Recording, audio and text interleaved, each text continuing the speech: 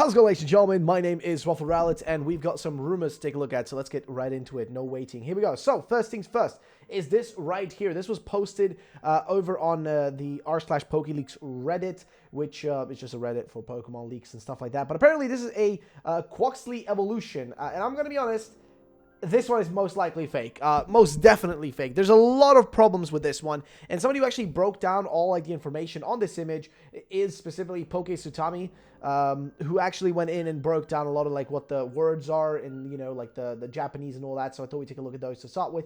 So first things first is the actual top one here. It says grin, then angry, katana shoots out at the bottom there, foot, quack, quack, side view. And then here is the biggest issue with this one. It is the bloody design. I'm not going to lie. This thing's design just doesn't look the best. I'm not going to lie. Something is off about this thing. First of all, its head shape here looks like the hairstyle of like one of the JoJo's Bizarre Adventure characters. Like, I'm not even kidding. Literally looks like a JoJo character with that hairstyle. That's the first thing, right? Which, nothing wrong with that. You know, it's a common hairstyle in Japan, especially for like kind of like, I don't know, like hooligans or you know, like rowdy kids or whatever, especially back in like the 90s or whatever and 80s and shit. But that's besides the point, like biker boys, whatever. But the biggest issue, what's with this sword here? I'm not gonna lie, that sword looks just not detailed enough, okay? That sword, or katana as they're calling it in this case, it just doesn't look detailed enough. It doesn't look like it has that Pokemon polished. Its legs look way too thin. Like, there's just something off about the legs. The shading doesn't look right. And if you look down here at specifically the actual breakdown from what's being said with Pokesutami, the Japanese is a bit strange in places. The biggest part that stands out is the foot. The writer wrote something similar to that word right there, but the correct way to write it would be this way.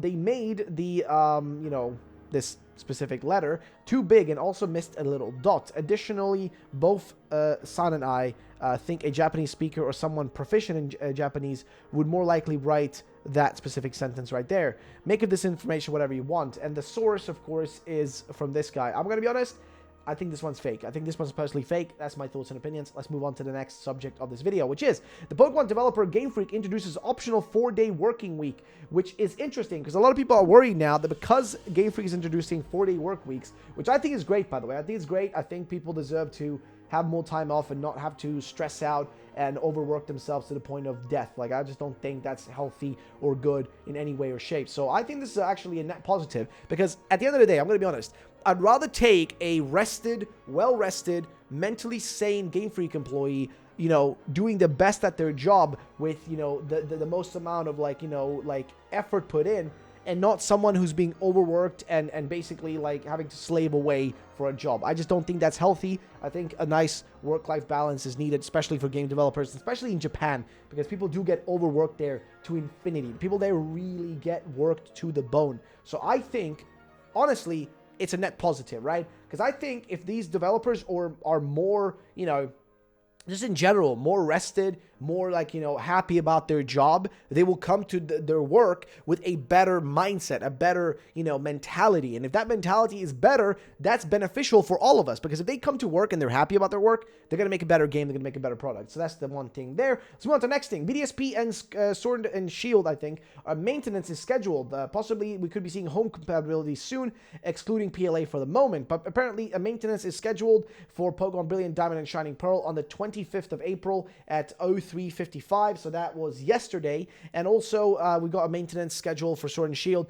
on the 25th of April as well. So yes, it does seem like that compatibility is on the way. So yeah, I don't know, we'll see what happens with that. We move on to the next thing, which is this one right here. This is a big breakdown by a person over at the r/PokeLeaks Reddit about the Fuecoco evolution leak image that we've already talked about. And we're going to go through this whole post of his because it does have some interesting points and you know, possible connections and stuff like that. But before we get into this one, because it's a long one, I want to quickly mention something else first, which is this one right here from Mundane Most 3104, who said some possible informations, maybe fake, but who knows, about the third legendary that I found on Twitter, giving the fact that this way said 10 days ago, maybe this was already posted in this subreddit. The third legendary of Luzia is a dragon fairy type Pokemon based on a peacock, or El Pavo Real. It is a grandiose, grandiose to the region, and some elements of it are reminiscent to that of Rayquaza in Hoenn, I guess. The mythical of Lucia, a Pokemon on a throne or a chariot, is all we know. And what he's talking about here is this post made by Peace McGee, who says, hello, very early in the morning for us. We're having a blast. My partner, who's infinitely more efficient at Japanese than I ever will be, got a hold of some new intel. The third legendary of Lucia is a dragon fairy type Pokemon based on a peacock, or El Pavo Real. It is grandiose to the region and in some elements is reminiscent of what Rayquaza is to Hoenn. The mythical of Lucia, Pokemon on a throne or chariot, is all we know. Which somebody's asking already down here, is this correlated to Ku? Which Ku, by the way, is the Riddler guy or like the person who's been sharing riddles from his own sources and stuff to us, and actually leaked BDSP and Legends Arceus information last year. Well, guess what? He's been saying some recently new stuff, and there is some hints towards a chariot-related legendary. So we're going to see if anything pans out or crops up out of that. But what do you guys think about that? Would you want to see, I guess, a dragon fairy-type legendary? That actually sounds pretty whack, I'm not going to lie. But what do you guys think about it? And then we go back to the breakdown here that this man had. So he's got a big breakdown, okay? This one is very long, but we're going to get into it and see what he has to say. So he says, full disclosure, I'll have this post as very, very long comment on another topic here, but I've been up all night and cross-referencing pictures, so I can't just throw it away. Don't worry, I threw some new info in, too, because for some reason I can't stop. I love the way this dude looks. I need it to be real. Anyway, here we go. So, the line art in these sketches matches up pretty much one-to-one with almost every other piece of concept art you can find online. Most fake mons masquerade as real have very clean line art, which is a dead giveaway. This has solid, thick, and somewhat rough line work. On top of this, the coloring and shading is pretty on point. If you don't know what he's talking about here, if you don't know what the image he's talking about, is the one we covered in a previous video. And see if I can pop that picture up for you guys on the screen here, because it is a picture we've already mentioned multiple times on this channel. We made multiple videos about it, so it feels a bit redundant, but here it is nonetheless, though, so you guys can still see it again.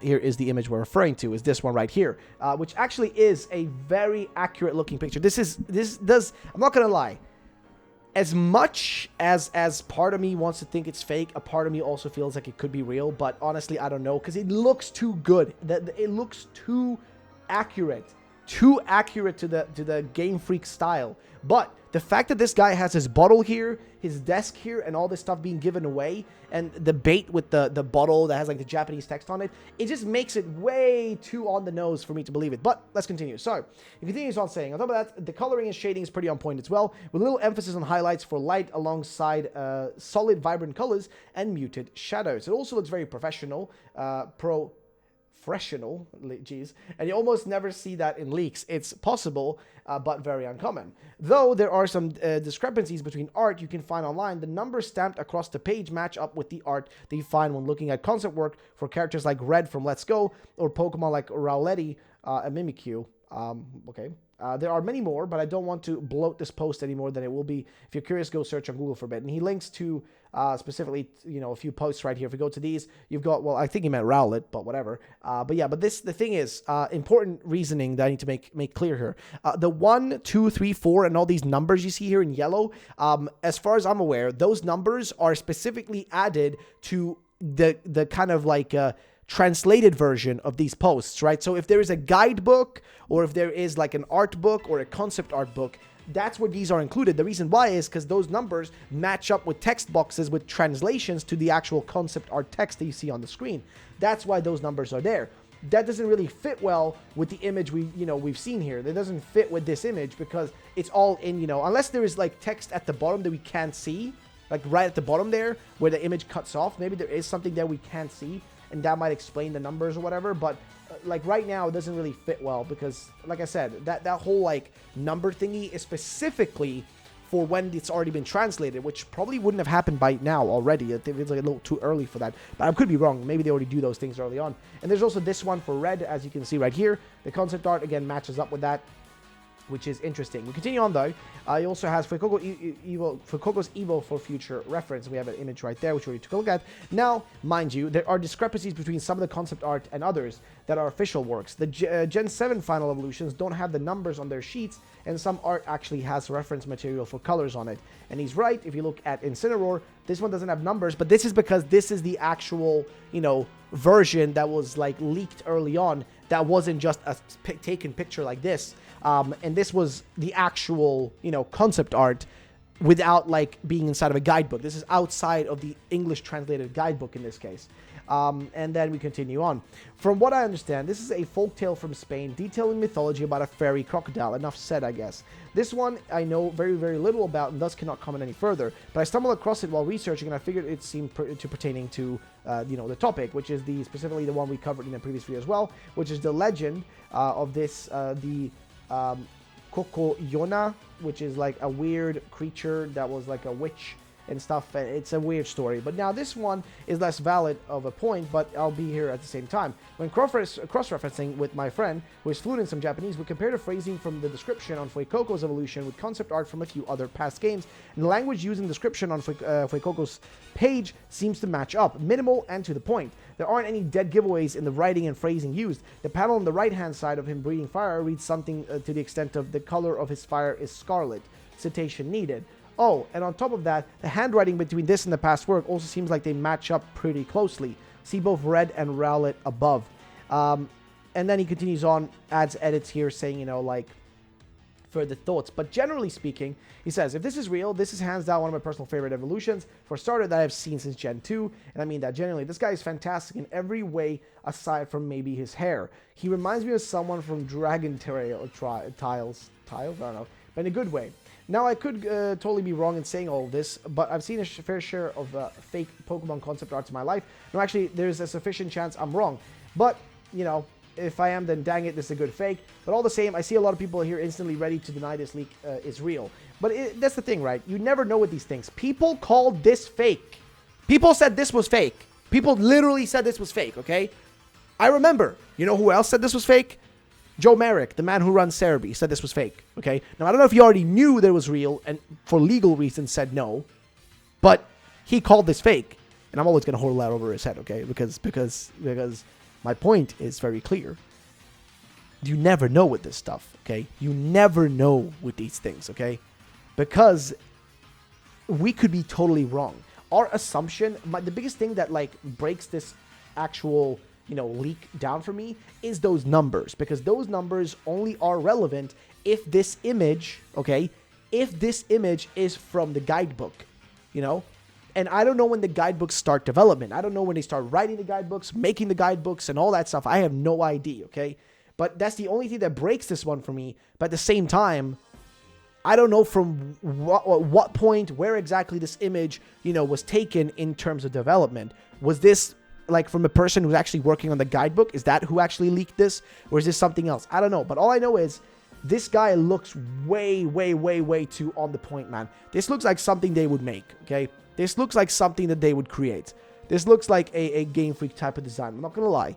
And I'm starting to slowly feel more and more like it could be real. But I could be totally wrong. I could be totally wrong, and this is definitely fake, and we've all been swindled. Or the people who said it was fake were right. But remember, people called this guy fake. People called this guy fake. People said Incineroar wasn't real. It turns out he was. So my point stands. You never know. But ladies and gentlemen, that's it for today. Thank you for watching. I'll see you next time. Peace out. Bye-bye.